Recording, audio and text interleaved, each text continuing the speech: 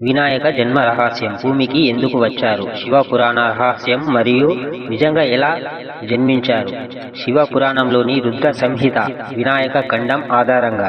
అందరికీ నమస్కారములు. ఓం గణేశాయ నమః.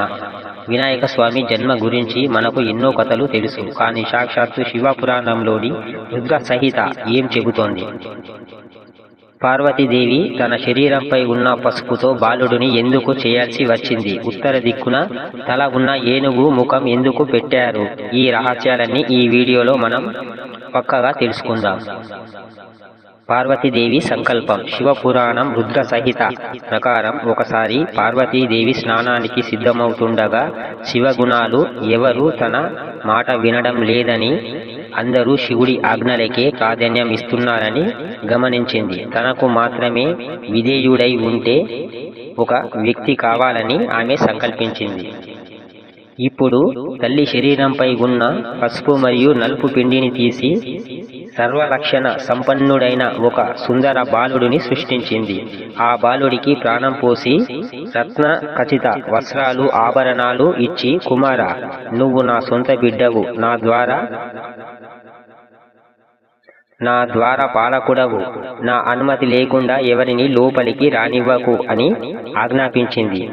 శివ గణయుద్ధం శిరచ్ఛేదం.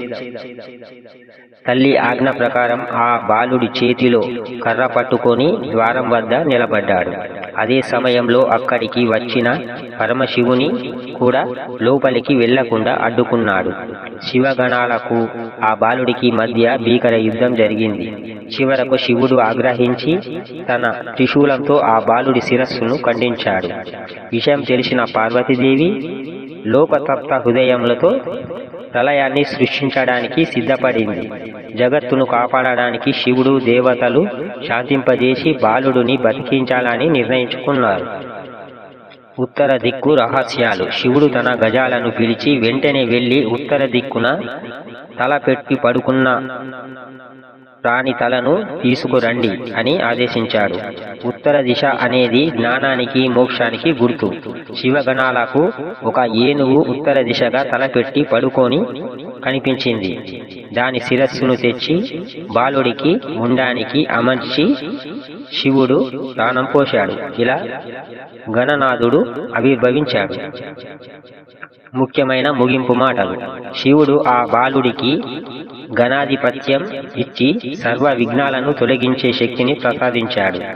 రుద్ర సాహిత్యంలో వివరించబడిన ఈ చరిత్ర విన్నవారికి సకల శుభాలు కలుగుతాయి. ఈ వీడియో మీకు నచ్చితే లైక్ చేయండి, షేర్ చేయండి. మరిన్ని ఇలాంటి పక్క పురాణ విశేషాల కోసం మన ఛానల్ని సబ్స్క్రైబ్ చేసుకోండి. లోకా సమస్త సుఖినో భవంతు.